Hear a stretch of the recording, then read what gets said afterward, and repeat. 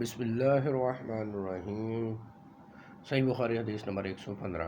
حضرت ام سلمہ رضی اللہ تعالیٰ عنہ سے روایت ہے، انہوں نے کہا نبی صلی اللہ علیہ وسلم ایک رات بیدار ہوئے تو فرمایا سبحان اللہ، آج رات کتنے فتنے نازل کیے گئے اور کتنے خزانے کھولے گئے۔ ان حجروں میں سونے والیوں کو جگاؤ کیونکہ دنیا میں بہت سی کپڑے پہننے والی ایسی ہیں جو آخرت میں برہنہ ہوں گی۔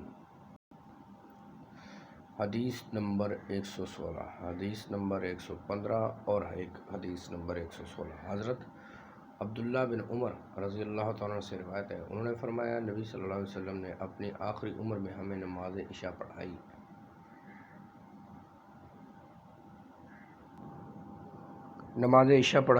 سلام کے بعد جب کھڑے ہوئے تو فرمایا تم اس رات کی اہمیت کو جانتے ہو؟